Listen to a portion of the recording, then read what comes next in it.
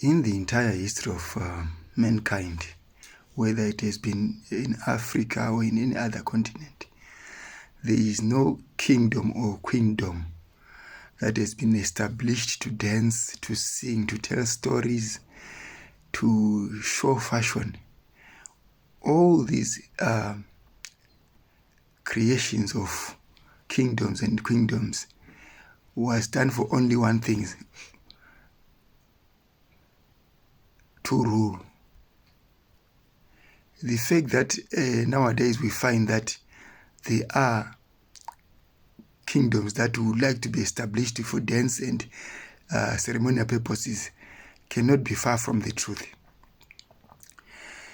If a group of people want to establish a band to sing in their language, to dance in their language, to dress in their language, they can establish a band. Like any other band, like the Wailers, like Black Mambazo, like any other band you can form. You can form that, then say that you are doing it for your culture and for traditional purposes. But you have to understand that there are limits to what you can be allowed to do under the rules of the laws we live under. Like in the past, there has never been time in human existence where a human will do what they want and they were free to do what they want and say what they want. There are limitations, whether there's a censorship board or not.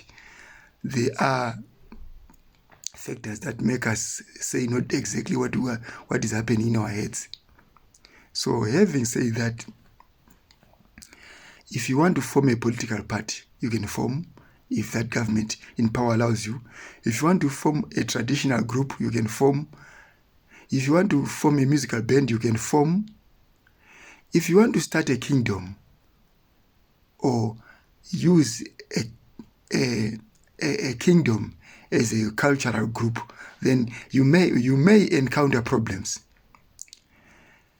It's either you may be registered and recognized as long as you do what those in power under the new Roman Dutch law require you to do. They will pay you money to keep people in line. They will not recognize you if they think the power the group, the traditional group or the kingdom you are resuscitating will be politically charged and will cause I would say disturbances to their machinations or their kind of ruling system. So it would be futile to form such a grouping, whether it's a cultural, whether it's a traditional, whether it's a musical, as long as the people in power don't like it and it does not dovetail into their views, then it's hardly possible to do that. Now, I will come back to Africa. I was in the air. In Africa, there are a number of kings and queens who are sometimes vocal, sometimes they are silent. There are two types of kings. Those who behave themselves, who know that when you are eating, you don't say anything. And those who stand up from the eating table and with the pricking of the honest conscience, they want to talk on behalf of their people. The latter never survive in this political system. They can be banished.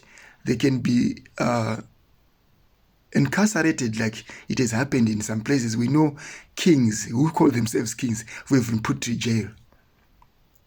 So now if a king can be put in jail, it's very discomforting, and it shows that that king is not in charge of his situation.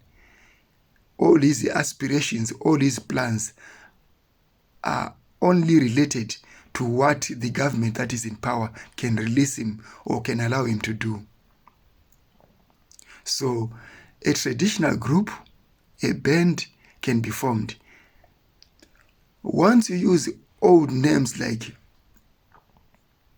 if you want to start, let's go to Egypt and say you go there now and you want to start the kingdom of Pharaoh or Pharaoh.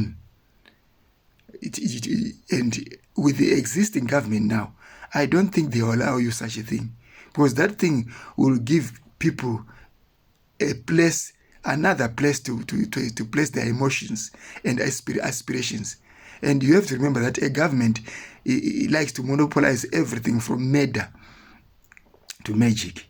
So it is not possible for such a grouping to be formed as long as the government in charge does not have the true sense of cooperation from that. That grouping may honestly be trying to just to do what they are saying they will do. But if you look and travel in the public transport, travel in public places, the public sentiment will only be towards the rule of law and towards the use of force and towards ruling. And you know, there cannot be two bulls in one crow. I want to thank you.